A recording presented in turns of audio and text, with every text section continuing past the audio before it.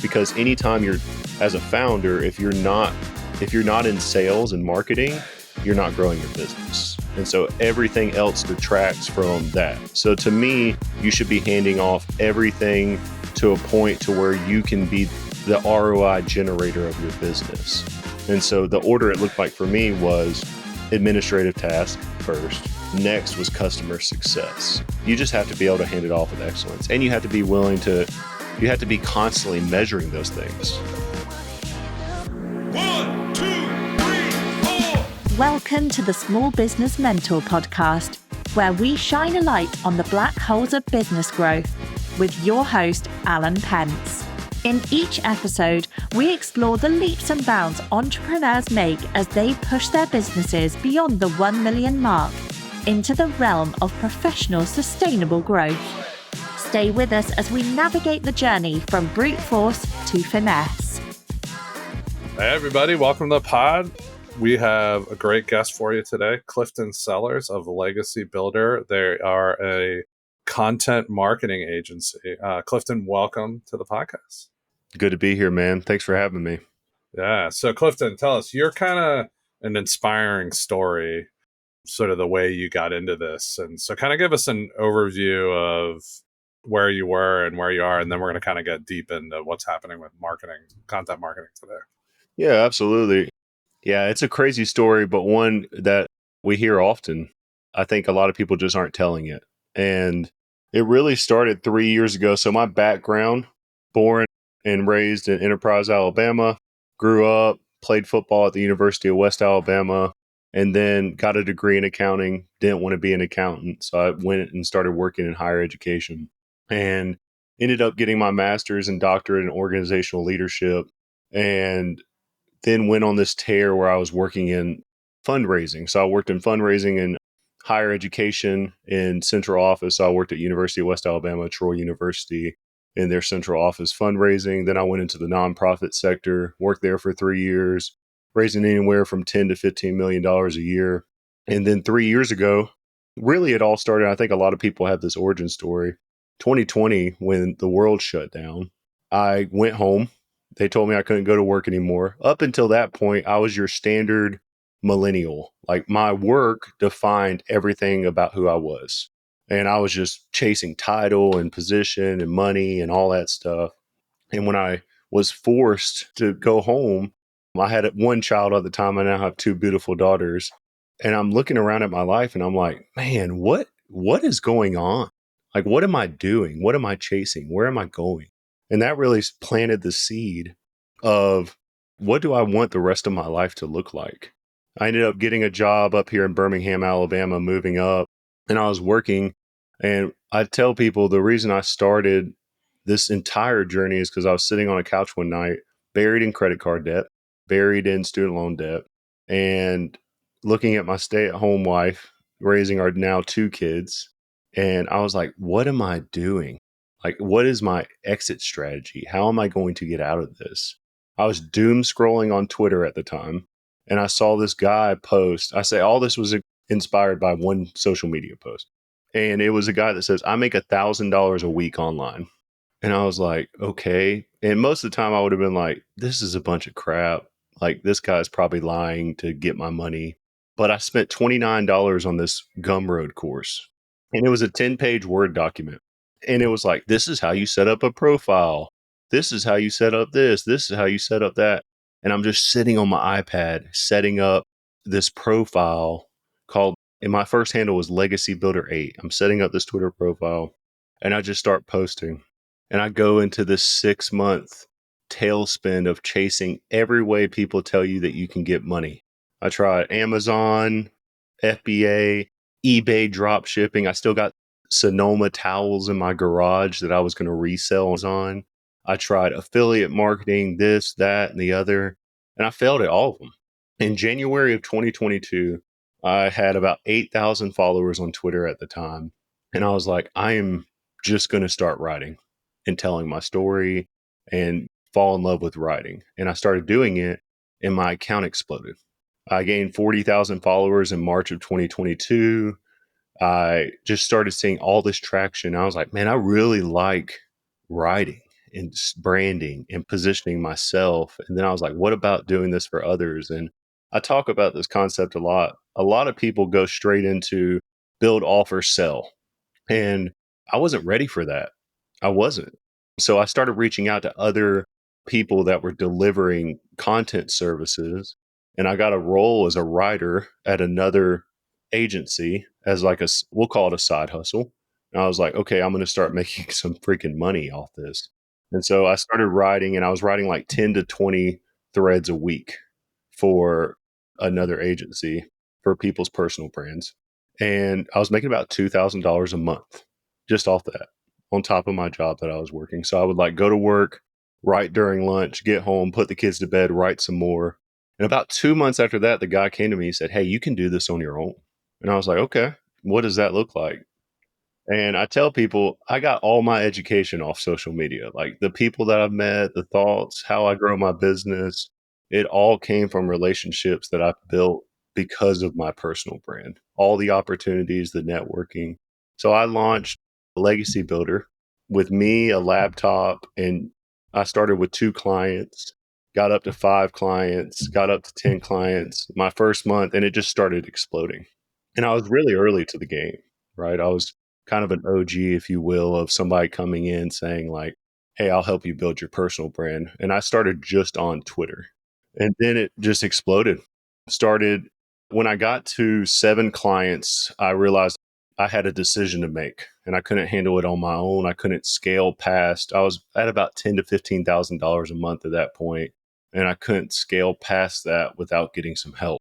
And that's when I decided to go into a true business model and started getting more writers, training them up, handling sales, training writers in how to build it.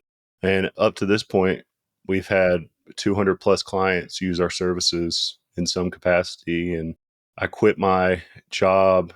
That's a cool story too. So I wasn't going to quit my job. Like I was like golden handcuffed. I was like, and I had reached a pinnacle.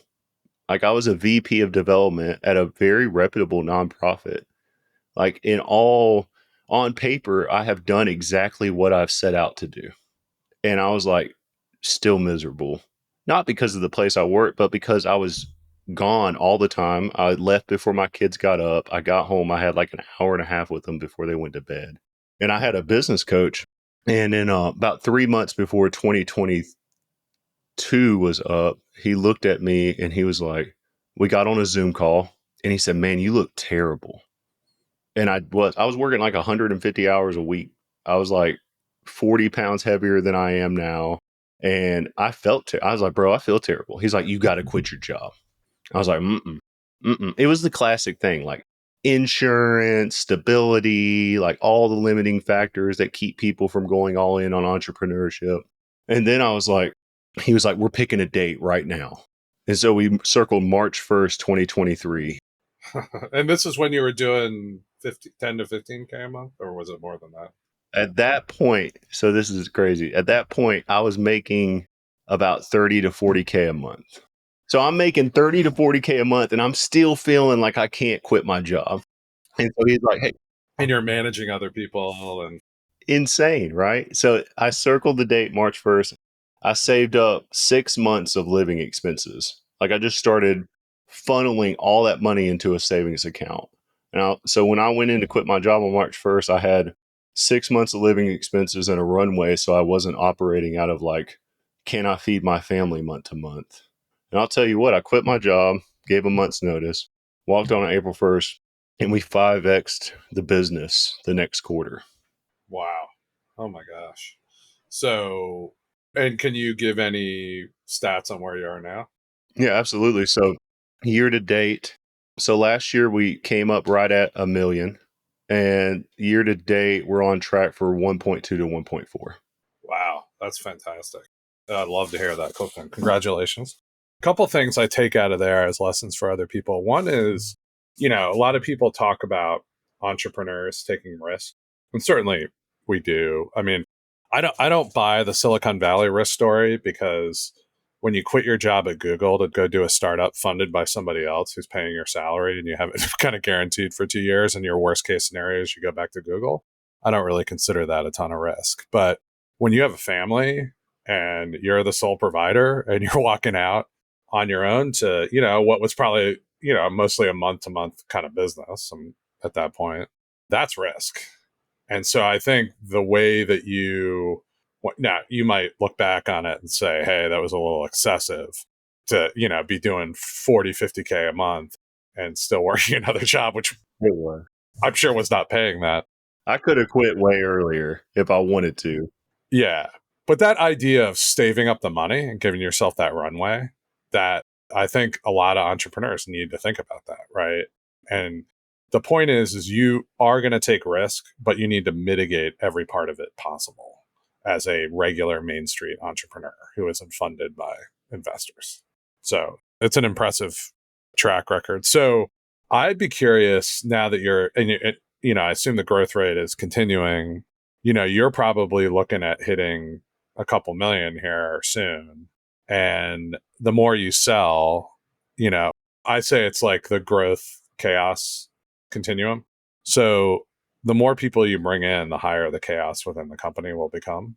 So you're probably right at an inflection point where in another few months or a year, you're really going to be facing the need to build out a lot of internal structure at the company to scale to the next level. Yeah. So is that something you've confronted yet at all with employees and management? Oh, yeah. I confronted that summer of last year. Really? Yeah. So I brought in a COO, Brett Eric, who's been running operations for us on the back end. And there's a lot of, growing a business. It's a lesson, man. It's a lesson in temperance. And you also just don't realize how much you don't know until you get there. There's a lot of problems in entrepreneurship and business that you literally have to make it to a certain point to realize the brevity and like the type of problems that you're going to confront. Even though people like you and other people can warn you of those problems, but until you're in it, it's like parent, like everybody can tell you how to be a parent. But until you're holding a child that's dependent on you for everything they need, you don't know. You just don't know. And so brought in Brett and really said, like, how does this become a legitimate business? Well, number one is I can't be involved in every decision. And fulfillment can't be dependent on me. And we also have to structure the experience in a way where when clients come in, whether we have 10 clients or 10,000 clients, we have to figure out a way to streamline where we can scale up and it's a people issue. It's not a we don't know what we're doing issue. And first we set up and blew up our onboarding and set up systematic processes for onboarding because each thing comes with okay, first it's how do I sign clients? Okay, now I have clients. How do I keep clients? Okay, then you got to extend that time horizon. So what does fulfillment look like? And then you have to have great systems and checkpoints, especially in what we're doing. It's not like we're selling umbrellas, right? Where we just go make more umbrellas. We're dealing with people's personal brands. And it's a very emotional thing because when we post on behalf of people or we write something, it has to sound, feel, and be authentic. And I think that's a big tipping point in the industry that we're in right now. So a lot of people are writing content, but not a lot of people are writing content that matches voice, tone, and direction and is actually leading towards an ultimate goal. And so Brett overhauled our entire onboarding system. Then we overhauled how we hire and train writers, and then customer success, and then basically making it into a streamlined process where all of our decisions go through a decision matrix of, okay, we can make this decision because I'm a visionary. I think I have the ideas and Brett tells me what it looks like in the system in which we operate, which I think is the greatest balance, right? Like you got your visionary here where it's like, I got a bunch of ideas that can make our business better. And then Brett looks at me and says, okay, big fella, if you're going to have that idea, here's what it looks like from an execution standpoint. And he's done a great job with that. And I honestly wouldn't be here today without him. So really happy about that decision and him making the choice to come alongside us and build this thing. Yeah, that's awesome. Yeah, a couple of things there. One is, for a lot of people, it takes a long time to find that Brett, or that COO or that integrator, in the EOS parlance. It took me a long time. And as a result, a lot of delays and a lot of lost revenue along the way. So that's awesome that you found that. And I love this idea about, you guys you started growing, you got to that million. And then that's when you started looking at, all right, now we've got people coming in. Now we got to get the processes, the fulfillment, all those, you started doing the process and systems after you figured out how to grow the company, which is the crucial part. And so I assume now you probably focus on mostly like strategic kind of growth and building the name of the agency and that kind of stuff. Yeah, I'll speak to one thing you just said, then I'll answer that question. I think a lot of people want everything to look good on paper before they roll out a business or an offer. You just don't know. I think the things that has led to our success is trial and error and quicker feedback loops to repositioning and learning and applying that feedback and being transparent. I mean, we're very transparent with our clients about, hey, we want to be a disruptor in the branding space. In order to disrupt in the branding space, we have to have freedom to try new things and do the things that are required to disrupt it. The good thing is we're the guinea pigs. We practice what we preach. So Brett has almost 300,000 followers between all of his socials. I have over 400,000 follower audience. And so we are in the lab testing new strategies in our brand before we roll it out to client brands. But the cool thing is now, to the second part of your question, I'm able to focus on being the face, creating content, building the brand in the way that it needs to be built, where it's not, because for a long time, and it's very easy when you're building a personal brand, people want to work with Clifton, right? They see Clifton, and from building, selling businesses, that's not a business that you can build long term when it's so dependent on me. And so leveraging the service, professionalizing, and you can see it with our new site, the things that we've done. Now I'm truly the founder of Legacy Builder, and it's not murky to where Legacy Builder and Clifton begin and end. And that's been my major focus the last 6 to 12 months. Yeah, no, I think that's great. And I've sort of revised how I think about it. Is originally I think I conflated marketing and sales too much. So I was like, the founder has to really sell, and they're the only person that can really do it. And I agree with that actually. Like when you started out, right, it was you selling and fulfilling and doing everything, right? And then as you go, you can get some fulfillment done by somebody, but you were probably still doing most of the selling.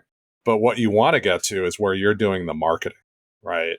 And somebody else. And then if you look at, so you're doing lead generation, and you really, hopefully at some point, get somebody else doing the closing, right? And that's sort of where I've changed as you grow a little bit, maybe around where you were at a million, or just over. That's when you kind of move into marketing and have somebody else do the sales and the closing, because you're just out there generating, and the vision, obviously, but you're generating the leads essentially. Yeah. Because there's only so much capacity with one person, right? So, Yeah, exactly. I mean, I think founder-led sales is, for a lot of businesses, people make the mistake of trying to exit too many things early on, where sales and marketing should be the last thing that a founder exits. 100%. I love that. I love how you said that. And I see people do it. Well, I'm looking for a sales rep. Well, man, here's two things. One, the best person to sell, it's the founder, because they embody everything that the company believes. Number two, we have grown so fast because the feedback loops I get from being on sales calls and listening to the objections. Because you think, what is marketing? Marketing is overcoming the obstacle for somebody to buy your service. What's the best way to find out the obstacles of somebody to buy your service? It's to be on sales calls, because you're literally getting the feedback and the objections in real time. And then you can craft your messaging on the back end. That's why when we work with clients, one of the things we want to know is, hey, if you're comfortable sending us your sales calls, we can actually take that data and craft messaging around it to overcome those objections before they get on call. That's what great. And we'll get into the content side of it here in a second, but that's the cool. And the thing is, and we didn't even touch on it in the story, I haven't ran ads. The business that we built has been on the back of social all of our social audiences have been how we build Legacy Builder. And it's our value prop for our clients. And it's a missing piece in everything. Yeah, I mean, that was fascinating. That thing. We will get deeper into that, like taking the sales call and making it into content. Yeah. Is fantastic insight. So, and I just wanted to hit, like, this is a theory that I'm working on now and I want to test it a little more. Is like, do you think that there was like, or would you order what you gave up doing? And what order did you give up doing stuff? Or like, what would be the ideal order? Is it like sort of what I've been thinking is, hey, look, if you're doing administrative stuff like booking appointments or sending out invoices or blah, blah, blah, that's the first stuff you give up, right? Second stuff is like starting, like fulfillment of whatever service or product you're doing, right? So if you're actually like delivering the service to the client, that's second. Third is like onboarding the client, right? And then fourth is probably sales. And then fifth is marketing, right? So it's like, what kind of order did you see of things that you needed to get off your plate and hire someone else to do? I think the biggest thing before you hand off anything is you have to make sure you understand the standard of excellence in which it should be delivered. Right.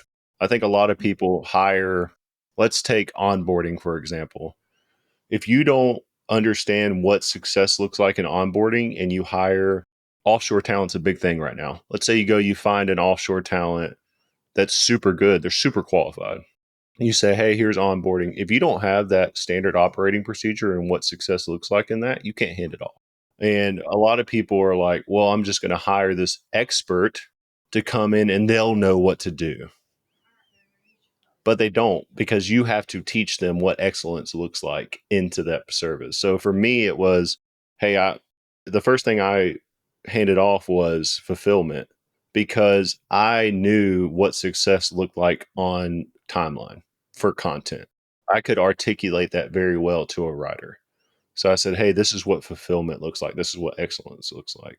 Well, then it comes into time, because anytime you're, as a founder, if you're not in sales and marketing, you're not growing your business. And so everything else detracts from that. So to me, you should be handing off everything to a point to where you can be the ROI generator of your business. And so the order it looked like for me was administrative task first. So all the ticky-tack things like emails and invoicing and all that stuff. Then it was fulfillment, because economies of scale with a service-based business. If I have 8 clients and I'm writing content packages for all of them and I double that to 16, well, I can't do that and sell on the back end. So we start handling that. And then everybody wants a piece of me, right? So there has to be a barrier.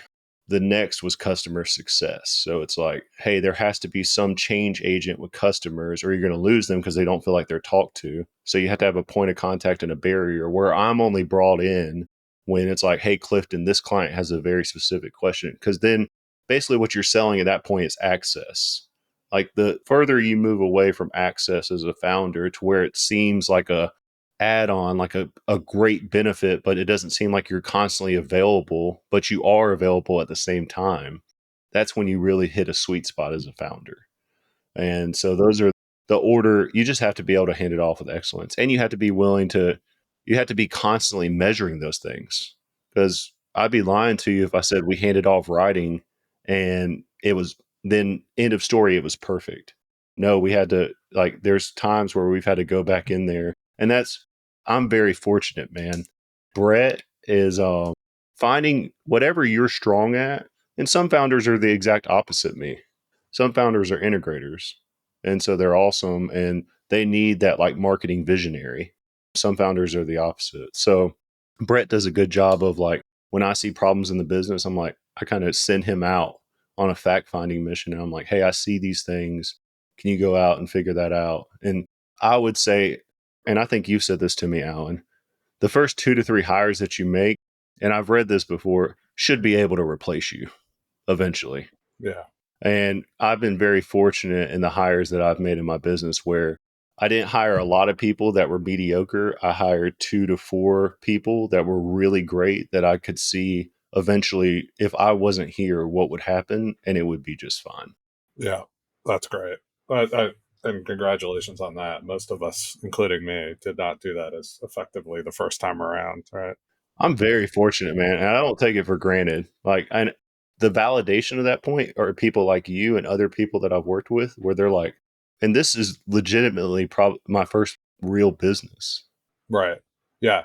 And for me to have the success I've had and to hire the people I've had is only because, and I will say it's not me, it's part me, but I take in advice and learn and ask and humble myself to say, hey, what's the mistake that you made that I don't need to make in this situation? Yeah. That's great. And then I do it, you know? Yeah. And it should be clear you work with, I'm a client of yours. So we should be clear about that up front. But, one thing you said that really struck me is I think that there's something where the more that a customer needs you as the founder, the less mature your offer is. Because to be honest, like, I love talking to you, Clifton. This is fun. But like, what I want is the result that we engage for. And if you're like, hey, I can get you that and I can show it to you, then I don't really need to talk to you, right? But if I need to talk to you all the time, that means that you haven't built out that ability to show or either define the offer enough that it's, everybody understands it and then show people the metrics to get there. That I think that's a real insight. It's like the more the founders needed, the less mature the offer is in the business. Yep. And that's why it's so important. Like everybody in an organization, we have Monday stand up, right? Yeah. And we go through all our clients in an hour.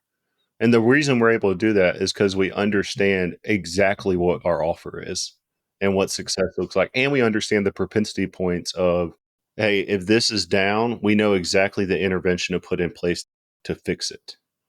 Whether it's writing quality or growth or impressions or anything. And I don't have to do that.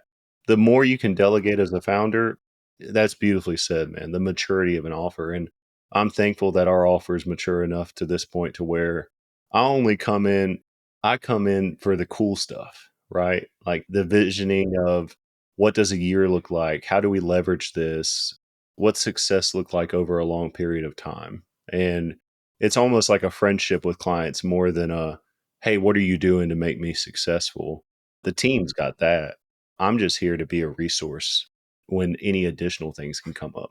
Yeah, that's well said. All right. Well, let's get into the what you actually do, the personal branding. So talk a little bit about how you see the personal branding landscape today and like what's involved in it and what are kind of some of the key trends in it. Yeah, so I think social media over the last decade, I think it's been an afterthought for a lot of people. What we see is people hire social media departments and they say, like, well, we're going to build a business page just to check a box on social media. And founders and people that are aspiring entrepreneurs, there's two lenses I can look at. I'll look at it from the founder lens. We can go into the other one if we want to down the road. But from a founder lens, they're like, I am the company and the company is me. My personal story and all that isn't necessary for the company to sell. And I don't want to divulge that. I just want to be a company man. But what we've seen over the last, I would say 3 to 4 years is the personal branding and the shift from I'm going to build the company up to I'm going to build the key stakeholders from founder to C-suite level executive up to where people are identifying with a person and, oh, by the way, they're working for this business that can solve this problem for you. And I think you see it in all the things that we're doing. If you think about consumer branding and all those businesses that have grown the fastest, they're usually tied to a very strong personal brand. You see it with the YouTube deals, the TikTok deals, and all that. So what we did, and I was case study number one. Who am I? Why am I on this call? My name is Clifton Sellers. I'm from Birmingham, Alabama, and I built a massive audience on Twitter, LinkedIn, and in my newsletter. And now I have power and influence. It's not because I'm not an ex-Google guy. I didn't go start the next great company and I was employee number 3. And then I started Legacy Builder. I don't have any foundation from a past experience to build on. I started this and at the core was I'm going to tell my story and build a personal brand. people work with us at the onslaught of, I like Clifton, I like his story, I want to work with him. And he has a solution. And this is the most important part. You can be a great person that people like, but if you can't solve problems, you can't sell. And so we come alongside people that have a great product. They're already killing it in business. But what we've seen is what's going up: ad spend, Google, all this stuff, all the traditional marketing channels that people have depended on for the last 10 plus years are uber competitive. Like getting ranked, getting your Facebook ad in front of somebody, doing all this stuff. And it costs a lot of money for what's a return. But we come in and we actually build a personal brand telling the story of that founder, CEO, agency owner, business executive, C-suite level. And we humanize it. And it actually lifts up everything else that's going on in their organization. Because when they see an ad, they search the person. The person is solving, just like what we talked about, solving every pain point, every objection, telling their story, humanizing themselves. And it's like, oh, I want to talk to this person over this person. Because go to LinkedIn right now and go to pick a profile, throw a dart at the board. It's probably a picture of a CEO, no content, and where they went to college. And probably 4 to 5 recommendations from some people they worked with over the past 5 to 10 years. Now you put that over a legacy builder client, and you got pages and pages of content where they're establishing themselves as a subject matter expert in the field, actually look like a person that you want to spend time with at the airport lounge, and you want to call them. That's the difference in marketing today. You have to, like, the authenticity, the being out there every day, and how, like, that's the thing about content teams that I'm seeing the biggest issue with in traditional business models. Is they're like, well, we posted our Facebook post today, like, you can pay me my money. But there's so much more nuance to it that it's an education, and we're early. I mean, I get on sales calls all the time with people that get it because they've tried it and they failed, or people that are like, please explain why I need to do this. And once the light bulb clicks, they wish they would have started 4 years ago, because it's the best way I can describe it is this: it's digital real estate. It's SEO on a whole nother level, because you're capturing all these audiences on LinkedIn and Twitter, which is the two primary platforms that we use. And then you're funneling them to your website, to your newsletter, to this. And where does it go? It doesn't. It just keeps compounding. You're getting more and more content, more and more eyes, more and more impressions. And you have an asset that you can go to every day and talk to a potential prospect, a potential networking partner, a potential investor. And it's right there, right at your fingertips every single day. Now, how much do you look at it as a funnel, like where social is funneling into Oh, absolutely. sort of owned properties? Is that sort of how you look at it? Absolutely. And that's how, like, if you think of the funnel that you just imagine, it's okay, here's all your rented space. It's Twitter, it's LinkedIn, it's all these different, even, I mean, I would put those above Twitter, LinkedIn. A social media channel with a personal brand is way stickier than paid ads and cold email and billboards. Like, insert traditional marketing tactic number one, right? The LinkedIn and Twitter is a very sticky platform. And then you go even stickier to a newsletter, and to newsletter, community, podcast, different things like that. You're funneling them into email list, all this stuff. And then you come down into how can I help you? The conversion factor. Is it an offer? Is it a business? Is it coaching? Is it consulting? And then that's just the offer side of it. Then you think of the networking aspect of it. I've been able to connect with people all over the world.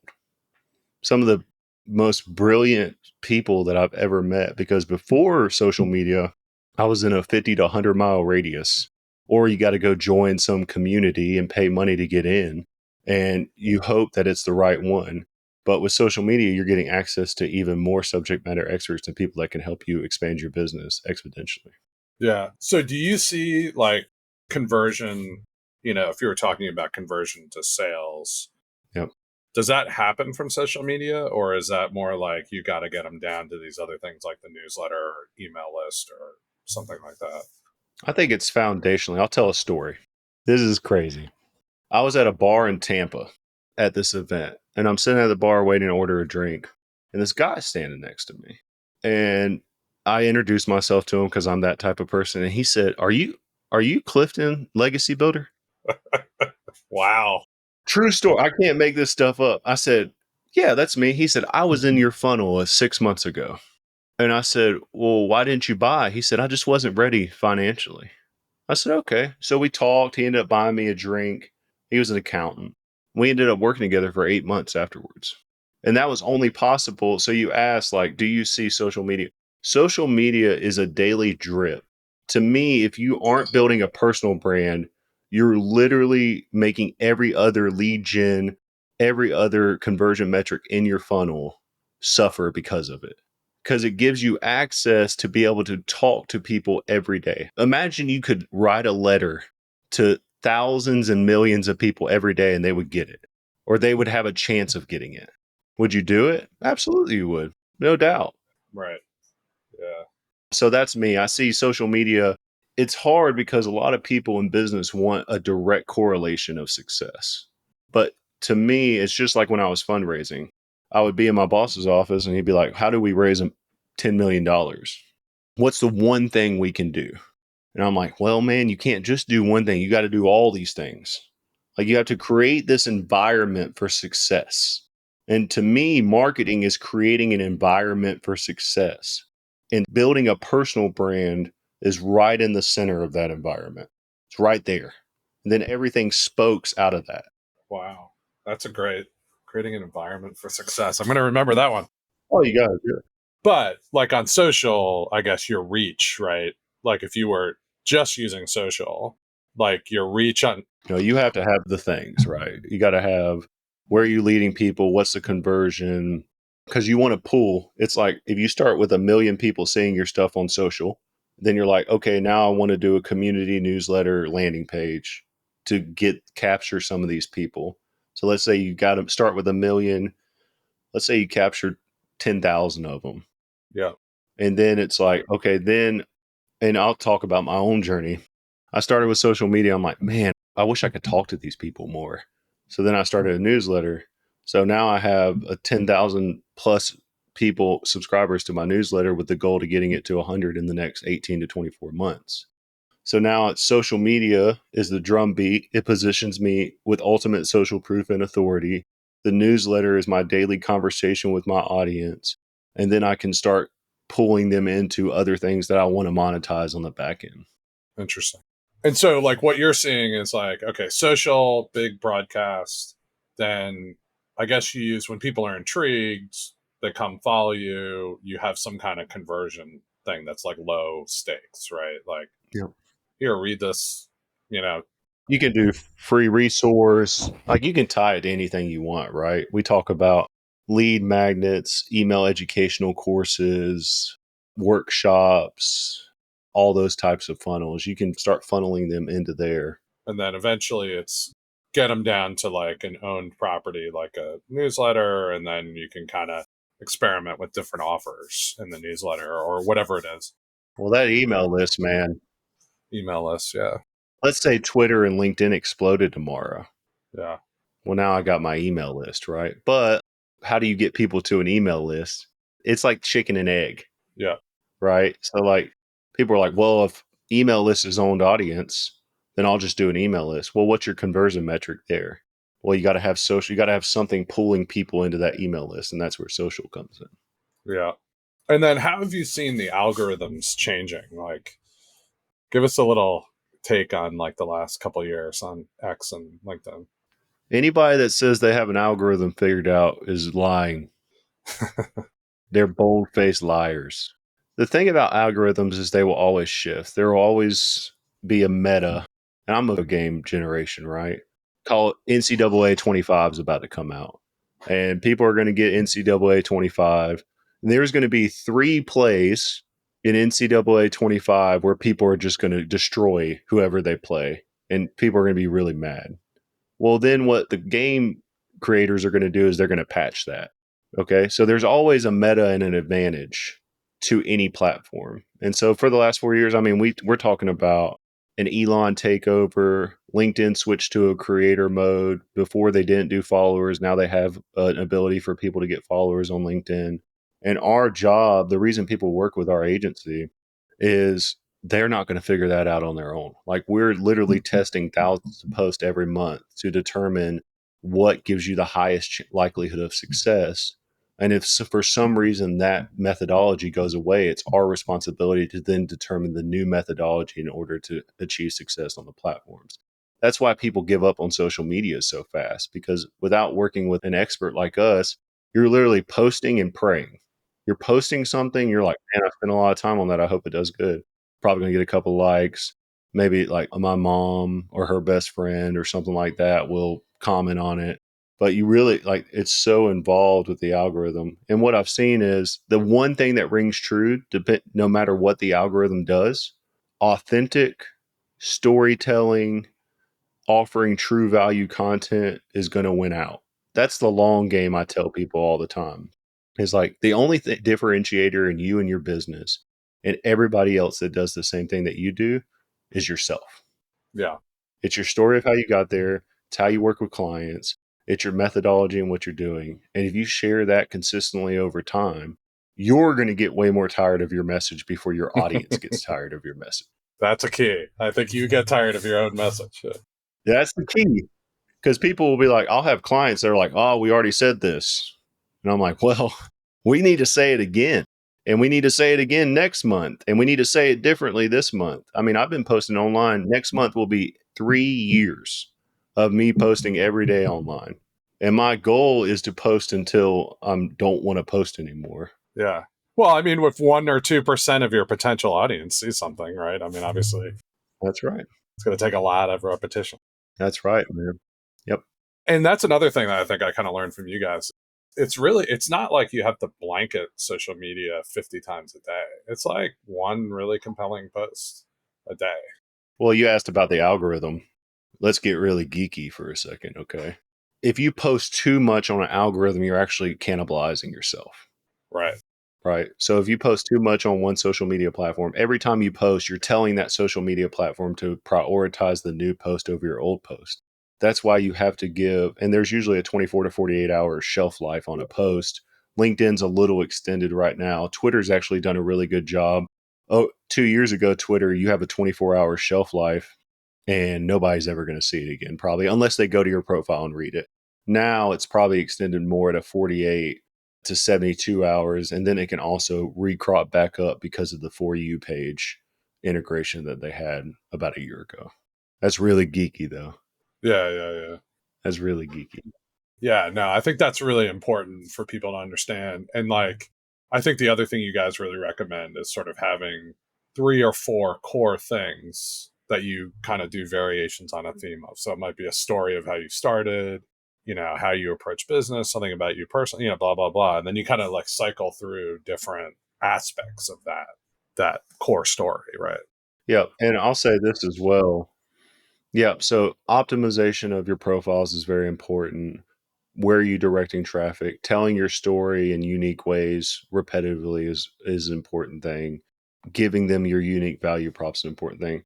But another thing that the reason people hire us is we handle 99% of the work. The true conversion factor on social media is actually being social and engaging. And that's where the clients that come in and actually, because you can go to any pool. You can go to people that are acquiring businesses. You can go to people that are in e-commerce. You can go to people that are this and doing that. And you can actually start infiltrating those pools just by going in and adding value and being a human. You're having conversations with people on a daily basis. So prioritizing engaging and actually connecting with people on the platform, just super, you're going to grow and you're going to see success without it. But if you're talking about like a key conversion metrics that supercharges your growth, it's going in, and I'm talking like 10 to 20 minutes a day, just commenting and engaging with the people that you want to gain audience, or you want to extract some of their audience from them because it just, you appear more.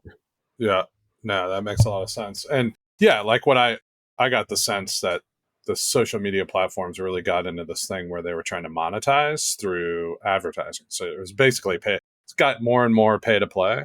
But then the TikTok thing came in and they realized, oh, we need to just keep people on this platform all the time. Right. Yep. And so And all of them are moving towards that.